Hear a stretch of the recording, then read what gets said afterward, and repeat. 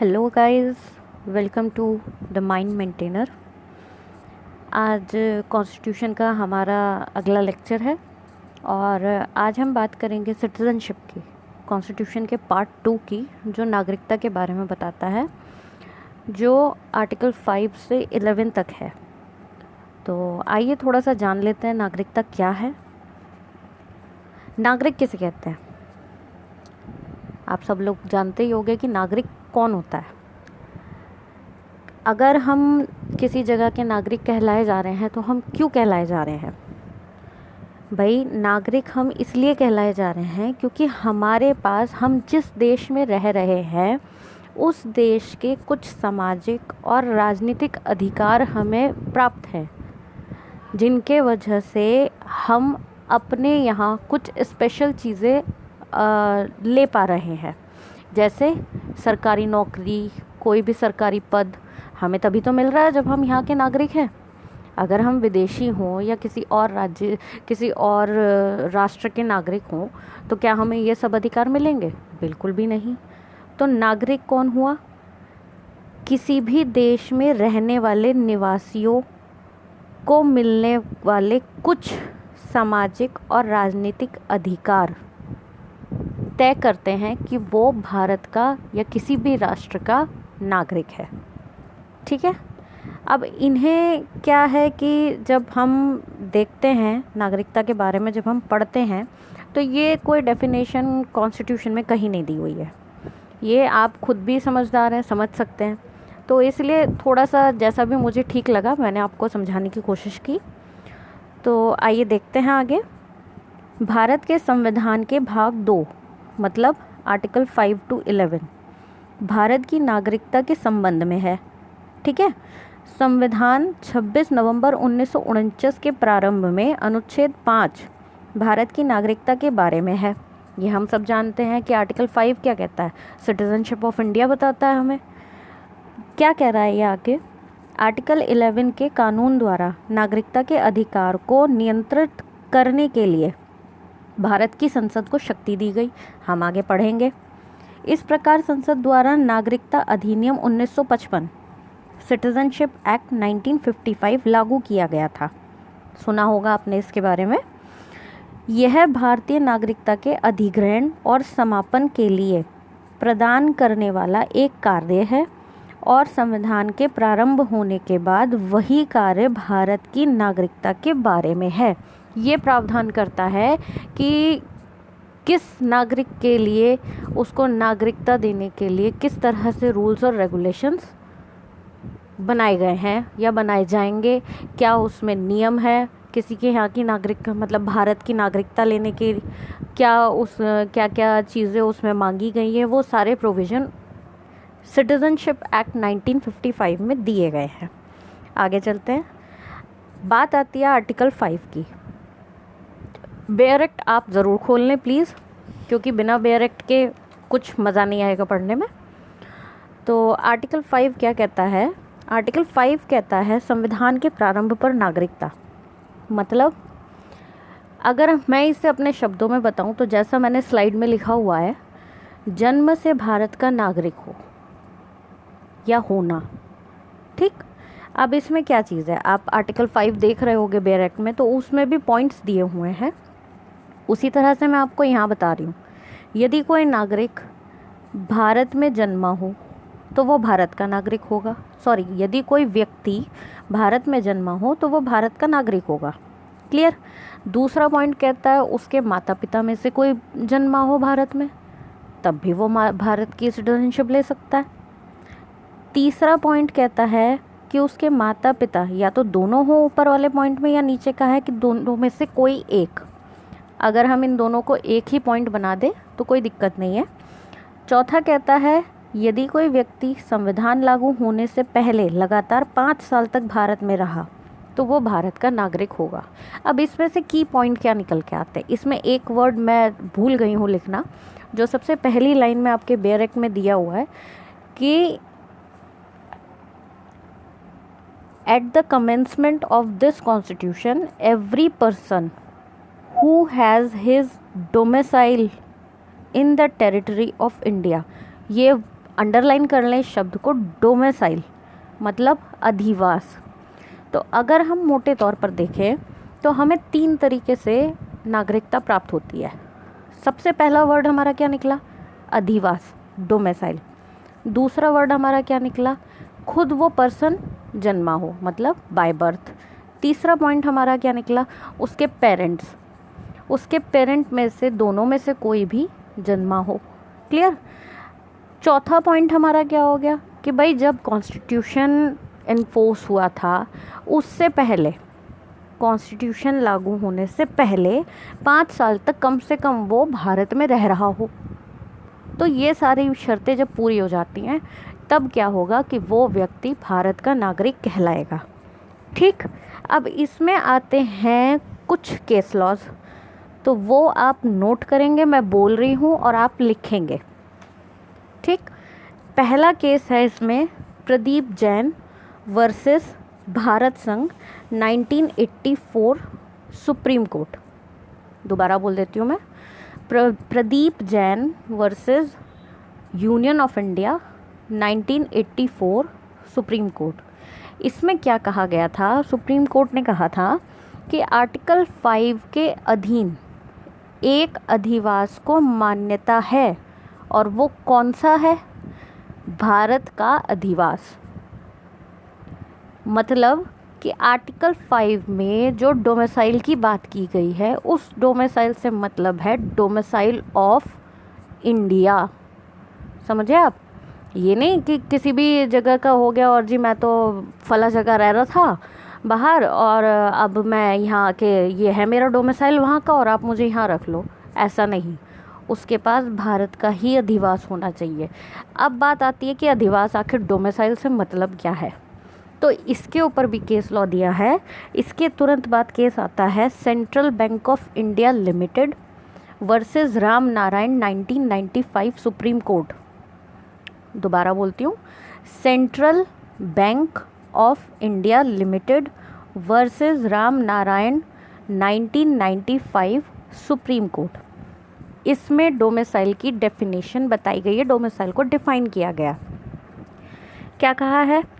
Supreme court कहती है वह स्थान किसी व्यक्ति का अधिवास कहलाता है जहां वह स्थायी रूप से निवास कर रहा हो और भविष्य में उस स्थान को छोड़ने का उसका कोई इरादा ना हो। क्लियर? भाई हमारा घर है, हम जिस स्टेट में रह रहे हैं, जिस डिस्ट्रिक्ट में रह रहे हैं और जिस सिटी में रह रहे हैं या जिस टाउन में रह रहे हैं या जिस विलेज में रह रहे हैं, जहाँ भी हम रह रहे हैं, हमारे पास अपने घर में हम रह रहे हैं, तो क्या हमें इस जगह को हमारा छोड़ने का इरादा है आगे? नहीं। तो वो क्या हुआ? हमारा अधिवास, मतलब डोमिसाइल। आपके पास अगर कोई यूपी का है तो उसके पास यूपी का डोमिसाइल होगा, उत्तराखंड का है तो उत्तराखंड का डोमिसाइल होगा। ठीक, महाराष्ट्र का है तो महाराष्ट्र का होगा, जिस जगह का वो होगा। जिस भी जगह का जो इंसान रह रहा होगा परमानेंट और उसका वहाँ से जाने का कोई इरादा नहीं है फ्यूचर में, वो उसका अधिवास कहलाता है। Clear guys? आगे चलते हैं। इसमें एक चीज़ और है, एक चीज़ मुझे याद आ गई, वो मैं और आपको बता देती हूँ। बहुत अच्छा एग्जाम्पल है। इसमें एक और केस लॉ था, असलम खां वर्सेस फैज़ल खां। नोट कर लीजिए आप, असलम खां वर्सेस फैज़ल खां 1955 सुप्रीम कोर्ट का। इसमें क्या हुआ था कि एक पर्सन था, वो गवर्नमेंट जॉब पर था। अब जिस टाइम इंडिया और पाकिस्तान का पार्टीशन हुआ था, तो जब कंट्री का पार्टीशन हुआ तो उसके बाद उसे भारत या पाकिस्तान में रहने का ऑप्शन दिया गया। उससे पूछा कि भाई तुम कहाँ रहना चाहते हो, पार्टीशन हो चुका है, अब तुम बताओ कि तुम्हें इंडिया में रहना है या पाकिस्तान जाना है। उसने उस टाइम पाकिस्तान में रहने का ऑप्शन चूज़ किया। उसने कहा नहीं, मैं वहीं से बिलोंग करता हूँ, जिस एरिया में वो रह रहा था वो एरिया पाकिस्तान में होगा, तो इसलिए वो उसने कहा कि मैं यहीं से बिलोंग करता हूँ तो मैं पाकिस्तान में ही रहूँगा। कोई बात नहीं, पाकिस्तान सरकार के अधीन वो सरकारी सेवा में काम करता रहा। जब वो उधर चला गया तो उसको वहाँ पर भी पाकिस्तान ने गवर्नमेंट जॉब में ही रखा आपने। अब क्या होता है, कहानी में मोड़ आता है कि कुछ टाइम बाद उसने वहाँ अपनी सेवा से त्यागपत्र दे दिया, उसने रिज़ाइन कर दिया और भारत वापस चला आया वो। अब भाई रह रहा था पाकिस्तान, अपनी इच्छा से रह रहा था, दिमाग में जो भी कुछ आया हो उसने कहा कि भाई मैं तो रिज़ाइन दे रहा हूँ, रेजिग्नेशन दिया उसने अपना और वो भारत आ गया। तो यहाँ पर माननीय सुप्रीम कोर्ट ने निर्णय दिया कि वह आर्टिकल 5 के अंतर्गत जो अधिकारों का दावा, जो अधिकार दिए गए हैं उनका दावा नहीं कर सकता। बहुत बड़ी बात है ये और आपको समझने के लिए बहुत अच्छी चीज़ है। सुप्रीम कोर्ट ने कहा कि आर्टिकल 5 में जितने भी राइट्स मिले हुए हैं या जो शर्तें दी हुई हैं उनके बेस पर आप दावा नहीं कर सकते, क्योंकि वो स्वतंत्र भारत का नागरिक कभी था ही नहीं। भैया ऑब्वियस सी बात है, जिस टाइम पार्टीशन हो रहा था उससे पूछा गया था कि भाई तुझे कहाँ रहना है, उसने कहा मैं पाकिस्तान में रहूँगा। तो जब कहा कि पाकिस्तान में रहूँगा तो भाई फिर कहाँ से वो यहाँ का नागरिक हो गया जो उसका मन करा। ऐसे थोड़ी कि आज मैं फला देश में चला गया, मेरा मन नहीं लग रहा, मैं वापस यहाँ आ गया, ऐसे थोड़ी होता है। तो इसीलिए सुप्रीम कोर्ट ने उसके ऊपर रोक लगा दी कि नहीं, तुम इन सब के लिए क्लेम नहीं कर सकते यहाँ, क्योंकि भाई जिस टाइम इंडिया को फ्रीडम मिली थी उस टाइम पर तुम उसके नागरिक नहीं थे। ठीक है, तो ये एक इम्पॉर्टेंट है, ये तीनों केस लॉ आप याद रखेंगे क्योंकि ये बहुत पूछ लिए जाते हैं प्री में भी और मेंस में भी। चलिए अब चलते हैं आर्टिकल 6 की तरफ। आर्टिकल 6 क्या कहता है, पाकिस्तान से प्रवर्जन या आवर्जन करके आने वाले नागरिक, कहाँ, भारत। बेरक में देखेंगे आप, बेरक में लिखा है पाकिस्तान से भारत को प्रव्रजन करने वाले कुछ व्यक्तियों की नागरिकता के अधिकार, rights of citizenship of certain persons who have migrated to India from Pakistan. अब इसमें क्या होता है, इन्होंने कहा कि भाई ठीक है, अगर ऐसे भी कोई इंसान आता है तो अब हम इसके बारे में भी सोचेंगे। तो उन्होंने कहा ठीक है, जो 5 वाली शर्तें हैं वो तो इसमें रहेंगी रहेंगी, अगर वो 5 वाली शर्त जितनी भी कंडीशंस हैं उनको फुलफ़िल कर रहा हो। उसके साथ उन्होंने कहा कि पहली शर्त कि अगर सारी की सारी कर रहा हो, या फिर उसके बाद पॉइंट ए क्या कहता है इसका, यदि वो, उसके माता पिता, उसके दादा दादी या उसके नाना नानी में से कोई भी, अगर 5 वाली शर्त उसकी बात रहती है उसके बावजूद कोई भी इनमें से government of India act 1935, Bharat शासन अधिनियम 1935 में परिभाषित भारत में जन्मा था, तब तो वो यहाँ का नागरिक समझा जाएगा। भाई सिंपल सी चीज़ है, 5 में हमारे यही कहा है कि जन्म से नागरिकता मिलती है, अधिवास से नागरिकता मिलती है और निवास से नागरिकता मिलती है। वही बात यहाँ पर है। अब यहाँ पर अधिवास और निवास तो अभी नहीं है, तो बात आती है जन्म पर। तो यहाँ बताया गया कि जन्म किसका, या तो वो खुद जन्मा हो, खुद नहीं जन्मा तो उसके माता पिता जन्मे हो, माता पिता भी नहीं जन्मे तो भैया तेरे दादी दादा जन्मे होंगे कोई। अब दादी दादा भी नहीं जन्मे तो उसने कहा चलो कोई बात नहीं, माता की तरफ से तेरे नानी नाना तो जन्मे ही होंगे कोई। अब अगर हैं तो भाई फिर तो तू हकदार हो सकता है यहाँ की सिटीजनशिप लेने के लिए। अब आता है पॉइंट 2। पॉइंट 2 यानी कि क्लॉज बी 2 पार्ट्स में डिवाइड है। एक जो पहला पॉइंट है जैसा आप इसमें देख रहे हैं वो रखा गया है कि वो लोग जो 19 जुलाई 1948 तक या उससे पहले भारत आ गए हों, भारत के नागरिक होंगे। ठीक, दूसरा जो 19 जुलाई 1948, ये जो डेट है ये आपको बहुत याद रखनी है, ये इम्पॉर्टेंट डेट है। 6 आर्टिकल इसी डेट पे डिपेंड करता है। 19 जुलाई 1948 आपको याद रखनी है कि इससे पहले के लोगों के बारे में और इसके बाद आने वाले लोगों के बारे में। इससे पहले हो तुम तो भैया तारीख से अगर तुम वहीं पर निवास कर रहे हो, मतलब 19 जुलाई 1948 से पहले अगर आप भारत में ही मामूली तौर पे निवास कर रहे हो और वहीं रह रहे हो आप, तो आप भारत के नागरिक समझे जाओगे। ठीक है। 19 जुलाई 1948 के बाद वालों के लिए क्या कंडीशन आती है? तो उनके लिए कंडीशन ये है भैया कि जो भी सरकार है, उस टाइम क्या था, इसमें दिया है भारत डोमिनियन की सरकार द्वारा, उस टाइम यही था।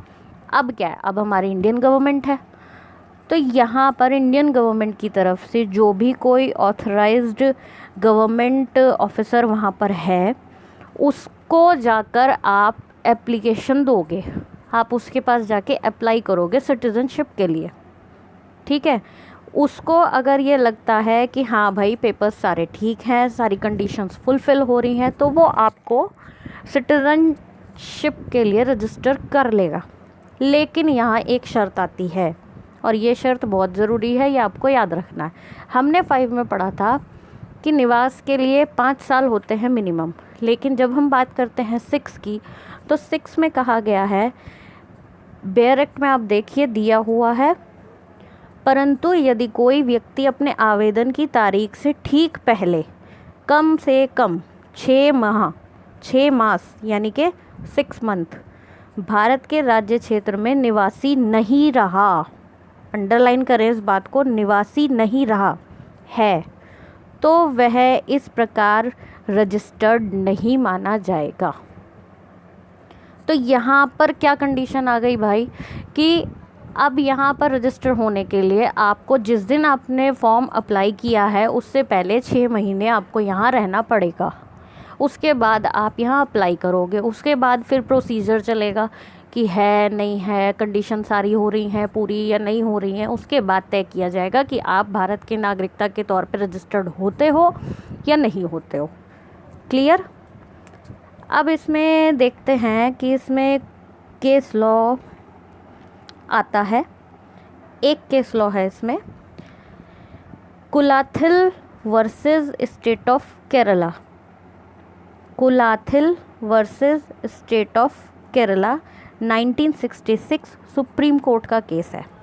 इससे पहले केस आया था शन्नो देवी वर्सेस मंगल सेन 1961। नोट कीजिए, ये सिर्फ मैं इसलिए बता रही हूँ क्योंकि ये दोनों केस आर्टिकल 6 से रिलेटेड हैं, तो पूछ लिया जाता है कि क्या ये केस इससे रिलेटेड है, तो उसमें मैं आपको बता रही हूँ। पहले केस आया शन्नो देवी वर्सेस मंगल सेन 1961। इसमें सुप्रीम कोर्ट ने कहा था कि प्रव्रजन शब्द का अर्थ एक स्थान से दूसरे स्थान को स्थायी रूप से निवास करने के इरादे से जाना है। ठीक है। उसके बाद कुलाथिल का केस आया। कुलाथिल में क्या करा, सुप्रीम कोर्ट ने शन्नो देवी के मामले को पलट दिया, जो इसमें ये निर्णय दिया था कि भाई एक स्थान से दूसरे स्थान को स्थायी रूप से निवास करने के इरादे से जाना है। माइग्रेशन को डिफ़ाइन किया गया था यहाँ। तो अब इसमें क्या किया कुलाथिल वाले में, इसमें जो बताई डेफिनेशन, उसमें कहा एक स्थान से, माइग्रेशन का मतलब है कि एक स्थान से दूसरे स्थान को अपनी इच्छा से जाना। ज़रूरी नहीं है कि आना जाना स्थायी निवास के इरादे से हो, ये ही काफ़ी है कि जाना स्वेच्छा से हुआ हो। समझे आप। पर इसमें एक चीज़ आ जाती है कि अगर आप कहीं घूमने जा रहे हो, आप किसी के साथ कोई ट्रेड करने जा रहे हो, किसी मीटिंग में जा रहे हो, तो उसका मतलब ये नहीं होगा कि भाई आप वहाँ के माइग्रेशन के उसमें जा रहे हो, वो माइग्रेशन में नहीं आएगा, वो प्रवर्जन में नहीं आएगा। क्लियर। चलिए, इतना तो क्लियर हो ही गया होगा आपको। आर्टिकल 7 क्या कहता है? आर्टिकल 7 कहता है हमारा, भारत से पाकिस्तान को आव्रजन या प्रवर्जन करने वाले कुछ व्यक्तियों की नागरिकता के अधिकार, rights of citizenship of certain migrants to Pakistan. अब इसमें क्या बात कही है भाई? इसमें कहा है कि आर्टिकल 5 और आर्टिकल 6 में किसी बात के होते हुए भी कोई व्यक्ति, अब इसमें आपको यहाँ पर ये डेट नोट करनी है, 1 मार्च 1947 को जो लोग पाकिस्तान को चले गए वो भारत के नागरिक नहीं होंगे। ठीक है, इसमें इतनी ही बात है जो आपको याद रखनी है, जितनी ये इसमें आपको स्लाइड में दिख रही है कि 1 मार्च 1947 को जो लोग पाकिस्तान चले गए वो भारत के नागरिक नहीं समझे जाएंगे, ना होंगे। लेकिन अगर वो 19 जुलाई, जो हमने पहले डेट पढ़ी 6 में यही डेट दी हुई है ना, 19 जुलाई 1948 से पहले भारत वापस आ गए तो वो भारत के नागरिक होंगे। मतलब कि 19 जुलाई 1948 के बाद या उस डेट को आने पर आपको आर्टिकल 6, आर्टिकल 5 दोनों की कंडीशंस फुलफ़िल करनी पड़ेगी, तब आप भारत के नागरिक कहलाएंगे। क्लियर? आगे चलते हैं। आर्टिकल 8 क्या कहता है? भारत में जन्मे हो परंतु विदेश में रहते हो। भारतीय मूल के निवासी होते हैं ना, विदेश में होते हैं। अब इसमें क्या है कि भाई ऐसे व्यक्ति जो government of India act, Bharat सरकार अधिनियम 1935 के अंतर्गत भारत के नागरिक थे तो वे भारत के नागरिक होंगे। बैरेक्ट में देखिए आप, इसमें कहा है कि आर्टिकल 5 में किसी बात के होते हुए भी कोई व्यक्ति जो या जिसके माता पिता, दादा दादी, नाना नानी में से कोई गवर्नमेंट ऑफ इंडिया एक्ट 1935 में जन्मा है, इस प्रकार परिभाषित होता है, भारत के बाहर किसी देश में मामूली तौर पर निवास करता है। मतलब who is ordinarily residing in any country outside India as so defined shall be deemed to be a citizen of India if he has been registered as a citizen of India by the diplomatic or consular representative of India in the country where he is for the time being residing on an application made by him therefore to such diplomatic or consular representative whether before or after the commencement of this constitution in the form of manner prescribed by the government of Dominion of India or the government of India। समझे कि भाई अगर वो मामूली तौर पर वहाँ निवास कर रहा है तो भारत का नागरिक समझा जाएगा अगर उसे उस ऑथराइज्ड पर्सन ने रजिस्टर कर रखा है, जो गवर्नमेंट की तरफ से ऑथराइज्ड किया गया, उस ऑथराइज्ड ऑफिसर ने उसको सिटीज़न के तौर पे रजिस्टर किया हुआ है, तो भले ही वो मामूली तौर पर किसी देश में रह रहा हो पर वो भारत का नागरिक समझा जाएगा। 8 इतनी ही बात कहता है। आगे चलते हैं 9। अब यहाँ एक क्वेश्चन अराइज होता है आर्टिकल 9 को लेके। क्वेश्चन आता है कि क्या आप भारत की नागरिकता छोड़ सकते हैं, या क्या संविधान में भारत की नागरिकता समाप्ति को लेकर कुछ प्रावधान है? तो यस, आर्टिकल 9 इसी के बारे में बताता है। विदेशी राज्य की नागरिकता लेने पर भारत का नागरिक न होना, मतलब यदि कोई व्यक्ति दूसरे देश की नागरिकता ग्रहण कर ले अपनी इच्छा से, उसकी भारतीय नागरिकता स्वयं समाप्त हो जाएगी। भाई मर्जी, एक इंसान है वो ऑस्ट्रेलिया गया, उसको वहाँ अच्छा लगने लगा, उसने अपना सब कुछ वहाँ पे वेल सेटल्ड हो गया, वो उसने कहा ठीक है अब मैं भारत की नागरिकता छोड़ता हूँ, ऑस्ट्रेलिया की अपना लेता हूँ, तो उस दिन से वो यहाँ का नागरिक नहीं समझा जाएगा। क्लियर? आगे चलते हैं। आर्टिकल 10 कहता है नागरिकता के अधिकारों की निरंतरता, मतलब कि नागरिकता के अधिकार कब तक बने रहेंगे। तो इसमें कहा है कि प्रत्येक व्यक्ति जो इस भाग के पूर्वगामी उपप्रावधानों के तहत, यानी कि इससे पहले के जो हमने 5 to 9 पढ़े हैं के तहत भारत के नागरिक हैं या किसी भी कानून के प्रावधानों के अधीन होगा जो संसद द्वारा तैयार किया जा सकता है, ऐसे नागरिक बने रहेंगे। सिंपल भाषा में समझाती हूँ, जब तक संसद कोई चेंज नहीं करती फॉर्मेट में, तब तक आप भारत के नागरिक बने रहोगे। इसलिए इसमें कोई डरने वाली बात नहीं है। जो इस देश का नागरिक था वो नागरिक है और वो नागरिक बना रहेगा जब तक संसद ये नहीं कहती कि नहीं तुम्हारी नागरिकता समाप्त होती है, या कोई वो रूल्स चेंज नहीं करती। क्लियर। अब आती है बात 11 की। आर्टिकल 11 कहता है संसद द्वारा नागरिकता के अधिकारों को नियंत्रित करने के लिए कानून। शुरू से हम पढ़ते आ रहे हैं कि हमारी पार्लियामेंट को फुल पावर है, वो हर तरीके का लॉ बना सकती है। ठीक है, तो यहाँ पर भी उसी को पावर है कि नागरिकता अगर आती है तो उसके विषय में वो कुछ भी लॉ बना सकती है। एग्जाम्पल इतना बड़ा पिछले दिनों से लेके अब तक में आप लोगों के सामने है, उस पर मैं बहस नहीं करूँगी बिल्कुल भी। तो समझ गए होंगे आप लोग, इसलिए वो मैं यहाँ नहीं छेड़ूंगी। इसी बेस पर किसी भी तरह गवर्नमेंट कोई भी रूल्स और रेगुलेशन उसमें बना सकती है, कुछ भी चेंज कर सकती है। पार्लियामेंट को फुल पावर है। क्लियर। तो आज हमारा ये जो टॉपिक है सिटीजनशिप का, ये पूरा होता है। अब इसके बाद से हमारे शुरू हो जाते हैं फंडामेंटल राइट्स।